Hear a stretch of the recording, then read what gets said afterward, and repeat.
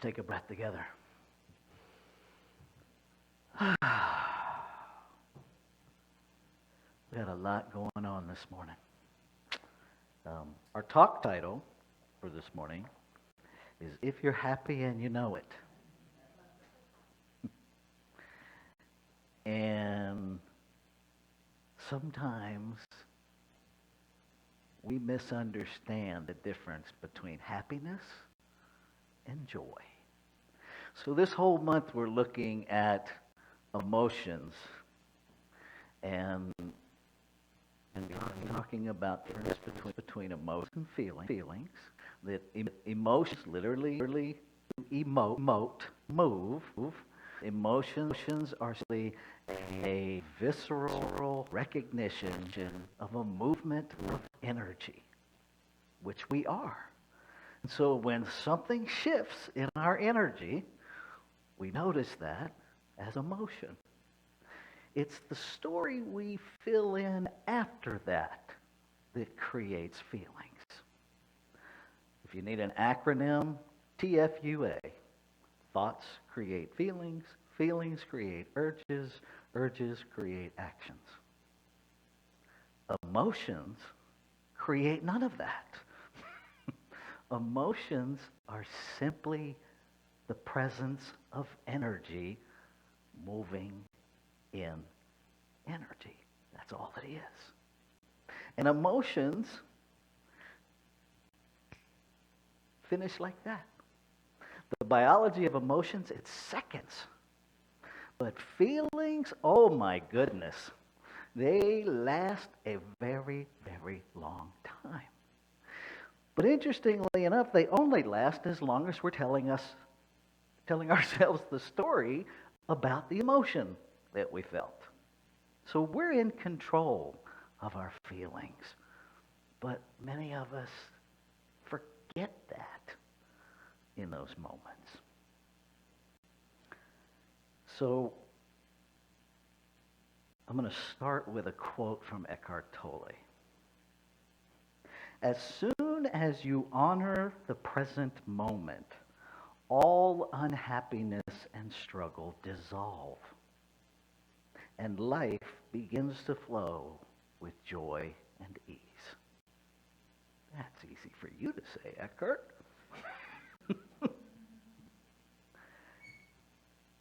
And I had an experience this week that tested that and proved that. So for morning, I'm minding my own business, sitting in the parking lot, getting ready to do my walk. And a text message from the owner of the home I rented. Give me a call when you get a second. Well, I was there early, so I had a second.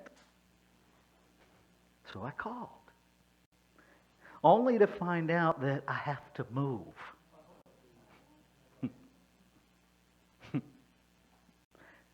Now, in that moment, I had an emotion. Okay? I had an emotion of shock, of surprise. It didn't come with a narrative. It came with a, that's all that the emotion brought. And wouldn't it be lovely if it just stopped there? But it did not. It went straight to catastrophe. The human part of me went running down the road of, oh my God, like a scalded dog. For those of you not from the South, that means in a big hurry. And I was writing all kinds of narratives that, there's no places to rent, but I love it here. Oh God, Deborah's working a double, and so after she comes home after working 16 hours, now I get to drop this bomb on her. Thank you very much. Who said Friday the 13th wasn't real? Did you even look at the calendar before you called me? Holy, wait, I called her. Wait a minute. Right. Like one of those tops that you just pull the string and watch it spin. And I was spinning and not moving a muscle. It's amazing how quickly we can spin in paralysis. It's even possible. I have moved a muscle. I've gone a tremendous journey all over the place. Right? So the decency of this human being that I rent from, she had already given me an option of another place to live that is very similar to where we live now. But the history part of me didn't even hear that initially because I'm busy running the "oh my God" narrative, right? And then there's the "I am so not ready to move. There's all this stuff." Well, it's your stuff. I don't care. I don't want to move it. Blah, blah, blah, blah, blah, blah, blah, back and forth, right? And so the first thing I did when I got a handle on myself was text one of my very dear friends in this movement and said, "Please pray now." This is what's happening, and this is what I'm doing, and it's not helpful, and I'm in no place to pray. So please pray that I can at least land so I can pray too. Okay.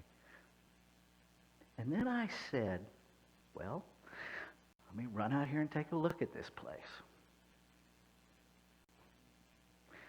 And I'm driving down this beautiful country road. It's beautiful. And I'm going, it ain't so bad. It's less than 2 miles out of town. It's beautiful. And then I went around a curve, and there's an American flag, and there's a Trump poster, the size of this room it looked like at the time. And then there's a sign on a fence that said, "Republican against communism." And I went running down another road, as if that human being doesn't have the right to express their beliefs. They do. And their beliefs have got anything to do with me. It's their property. It's their sign. It's their right. But it's my narrative. Right? And I wrote all kinds of stories about that individual who I've never met. I couldn't tell you who they even are. But everything inside of me was certain I knew who they were. And it wasn't pretty. Right? And by the time I got another quarter of a mile, I was laughing at my own mentality going, isn't it funny how you want to believe what you want to believe, but you get all plexed up with somebody else believing what they believe? So which is it, dude? Either you're radically inclusive or you ain't. So I got over that.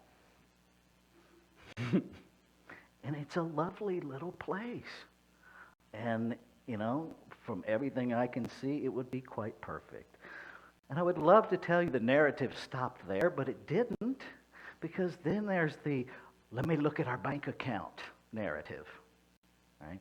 And this money's budgeted for this, and so now I got to pay here, and then I got to pay here, and then I got to deposit here, but they nutsy bobo again, right? Because if you notice, we never write a narrative where we're the hero. You ever notice that? When we write a narrative, we're the victim. We got to have a villain, and for most of us, a hero's not even available. We're just going to stay in that victimhood. So long story short, things start to unroll. Deborah actually got off 4 hours early, which had its own narrative because I was prepared for that extra 4 hours of preparing myself. And so I had to go to a little place in victimhood about, geez, I can't have all the time I need to prepare. So silly, the stuff that we read. In that process, I need a song. I need a song to help me anchor. And so I hopped onto YouTube and I put in Welcome to the Mystery, because that's what I was feeling. Welcome to the mystery. Now, someday I may stop being surprised at how life responds when I open up. But I found that the first thing that came up was this song called Welcome to Mystery by the Plain White T's, who I'd never even heard of. Okay? I want to share with you some of the lyrics from this song. Imagine a place where you can always escape to an island off the coast of nowhere. Think about that. An island off the coast of nowhere. We're talking about the mystery. Right? If we know where it is, if we have a reference point, are we really in the mystery? Not really. It goes on. A new destination of your own creation. Who's in charge of my thoughts? Just waiting till you choose to go there. Oh, I have to choose this. I forgot that. And this is probably the most powerful part. This is a place where your mind can escape all the problems today and go far, far away. This is a place with no history. Welcome to mystery. Right? I was like, who knew I would find a whole new profound understanding for metaphysics and science of mind on YouTube? This is a time of no history. Welcome to history. The problem is try to find our happiness in the past, replicated in the future. Living in the mystery has no history. If we have a history, our happiness is based on repeating past experience. Our joy, on the other hand, is part of our makeup. Joy is the essence of our being. It has nothing to do with condition. It has nothing to do with where I live or who I rent from or how much I pay. Joy is ever present and available to me in every breath. And what is true of me is true of you. So this concept of joy, it's always there. Happiness is predicated in this human realm. And so if you're happy and you know it, well, perhaps while you may be enjoying it, you're living a limited version of joy. Because can you not know a thing and be joyful? Can everything that you think makes your life happy be ripped away in a moment and you still find an experience of joy? Because it's available. Hasn't gone anywhere.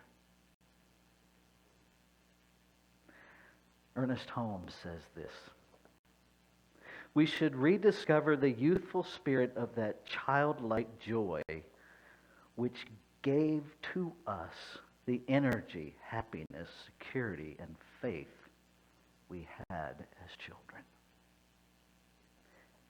Children are not happy-based stuff. Just joyful. I don't know about kids. I'm pretty sure all of us in this room and around, we grew up being really joyful eating mud pies. Right? We ate dirt and enjoyed it. I mean, wrap your head around that.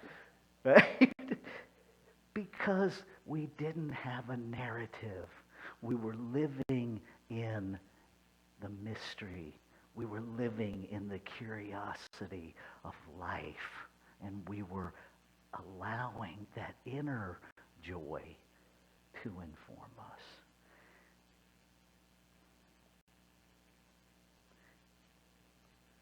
Several people have to move, right? Because there are multiple houses and they're reclaiming, because their life is changing. Right? So some of the things that have rolled out just in the past 48 hours. One person was already planning to give notice because they're moving to Portland. No big deal. Another person had already been given notice, and they were like, where am I going to go? And all of a sudden, they got a job offer to go live at a national park. See, we don't know. And if we're busy living in the oh crap narrative, we won't even see those opportunities. And so, now I'm on the teeter-totter because I'm still human, right? And so I'm embracing my human spin and pausing. What else is here? What else is here? Because either it's all God or it ain't. And it's only my narrative that says it ain't. So I want to wrap up with this story. There's a dog and a puppy. And the adult dog is watching the puppy. Little puppy. Chasing its tail. Just chasing its tail in this tight circle. And the older dog is like, that makes me dizzy. What are you doing? And so he approached the puppy and he said, what are you doing? And the puppy said, hey, I have studied philosophy. Now, I know I haven't been here very long, but I have studied philosophy. And what I have learned is that happiness is in the tail. And when I catch it, I will be happy. And the adult dog kind of sat back, gave it one of those. And he said to the puppy, happiness is not in your tail. And even if it is, what you haven't noticed is that your tail's always there. It's already attached to you. So this idea of chasing it doesn't make any sense. Because how can you catch something you already have? Perhaps, young pup, if you quit chasing it and own that it's already yours, you can just activate it. You can just wag it and experience it. Let's take this into prayer.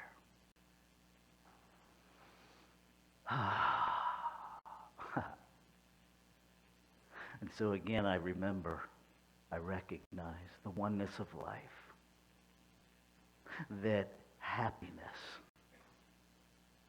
joy,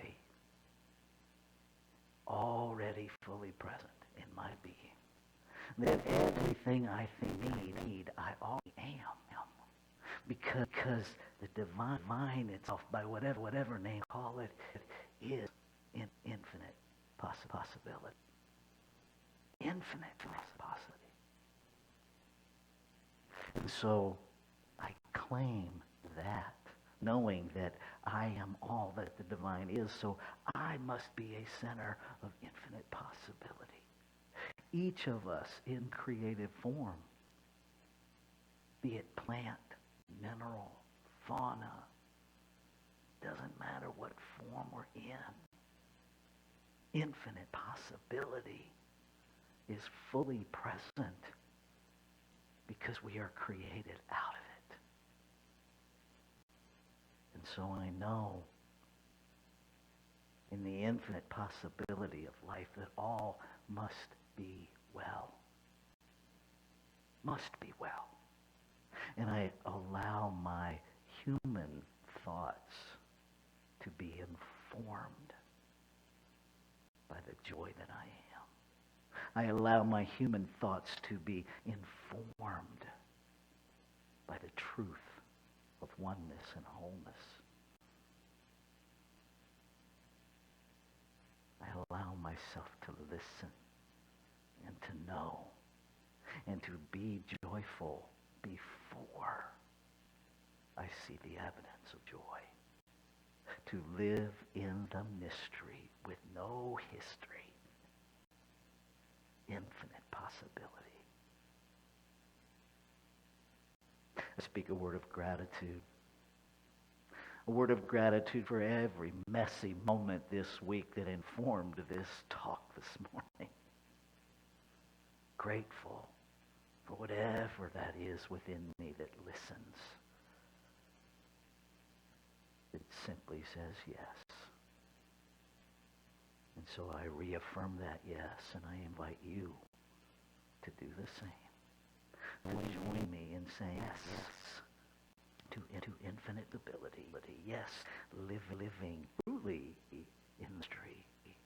A time where there is no history. Joyfully. As we say together. And so it is.